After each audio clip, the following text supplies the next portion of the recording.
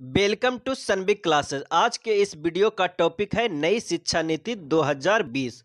इस पे कुछ प्रमुख एमसीक्यू देखेंगे जो अक्सर एग्जाम में पूछ लिया जाता है। यह शिक्षा नीति 34 साल पुरानी शिक्षा नीति को प्रतिस्थापित करेगी। आइए एमसीक्यू से इस टॉपिक को कवर करते हैं। पहला प्रश्न है, नई शिक्षा नीति के शैक्षिक मॉडल क्या है?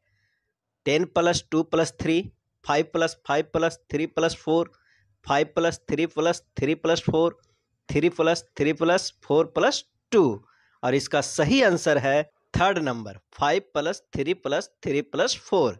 नई शिक्षा नीति के तहत वर्तमान में सक्रिय 10+2 के शैक्षिक मॉडल के स्थान पर 5+3+3+4 मॉडल लागू किया गया है। इस मॉडल की घोषणा 29 जुलाई 2020 को मानव संसाधन विकास मंत्री रमेश पोखरियाल निशंक द्वारा की गई थी। नेक्स्ट प्रश्न है, नई शिक्षा नीति 2020 का मसौदा किसके अध्यक्षता में तैयार किया गया है?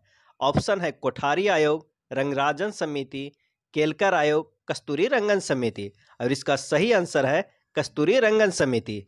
नई शिक्षा नीति 2020 का मसौदा के कस्तूरी रंगन के अध्यक्षता में तैयार हुआ। के कस्तूरी रंगन कौन है? तो के कस्तूरी रंगन सन 1994 से 2003 तक भारतीय अंतरिक्ष अनुसंधान संगठन इसरो के अध्यक्ष रहे थे। अगला प्रश्न देखते हैं, स्वतंत्र भारत की पहली शिक्षा नीति कब आई थी? ऑप्शन है 1952, 1968, 1950, 1947। और इसका सही आंसर है 1968। भारत की पहली शिक्षा नीति 1968 में इंदिरा गांधी की सरकार में आई थी और इसका सुझाव कोठारी आयोग ने दिया था।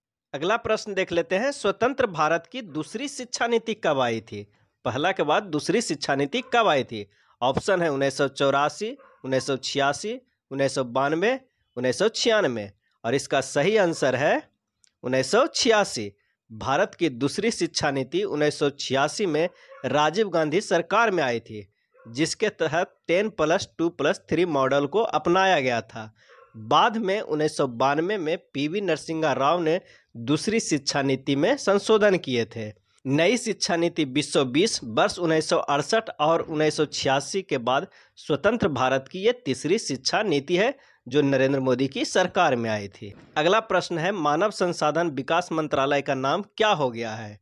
ऑप्शन है सहकारिता मंत्रालय, विज्ञान और प्रौद्योगिकी मंत्रालय, शिक्षा मंत्रालय, इनमें से कोई नहीं।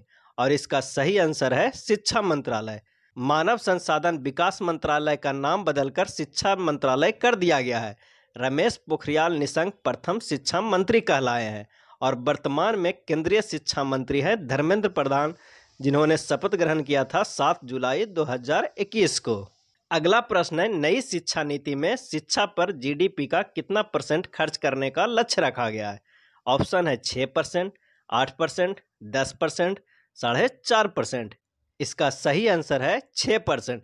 नई शिक्षा नीति में शिक्षा पर जीडीपी का 6% खर्च करने का लक्ष्य रखा गया है, जो वर्तमान में 4.43% है। नेक्स्ट प्रश्न है, नई शिक्षा नीति 2020 लागू करने वाला प्रथम राज्य कौन है? ऑप्शन है केरल, तेलंगाना, हिमाचल प्रदेश, मध्य प्रदेश। और इसका सही आंसर है नई शिक्षा नीति 2020 लागू करने वाला राज्य हिमाचल प्रदेश है और दूसरा राज्य है मध्य प्रदेश। अगला देख लेते हैं, नई शिक्षा नीति 2020 में किस कोर्स को समाप्त कर दिया गया है? ऑप्शन है MPhil, M pharma, M tech, MSc. और इसका सही आंसर है नई शिक्षा नीति 2020 में एमफिल कोर्स को समाप्त कर दिया गया है। अब 4 साल की स्नातक डिग्री प्रोग्राम के बाद सीधे पीएचडी कर सकते हैं, एमफिल करने की जरूरत नहीं है। अब देख लेते हैं कुछ प्रमुख इंपॉर्टेंट पॉइंट नई शिक्षा नीति 2020 में और क्या है। पहला है, शिक्षण के माध्यम में 5वीं कक्षा तक मातृभाषा, स्थानीय या क्षेत्रीय भाषा का इस्तेमाल किया जाएगा। नेक्स्ट पॉइंट है, 6ठी कक्षा से वोकेशनल कोर्स शुरू किए जाएंगे। अगला है, यूजीसी, एआईसीटी, एनसीटी को हटाकर higher education commission of India का निर्माण किया जाएगा। अगला पॉइंट है, छात्रों के प्रगति के मूल्यांकन के लिए परख नामक एक नए राष्ट्रीय आकलन केंद्र की स्थापना की जाएगी। नेक्स्ट पॉइंट है, नई शिक्षा नीति लक्ष्य 2030 तक 3 से 18 आयु वर्ग के बच्चों को गुणवत्तापूर्ण शिक्षा को प्रदान करना है। अगर ये वीडियो अच्छा लगा हो तो प्लीज़ लाइक एंड सब्सक्राइब। धन्यवाद।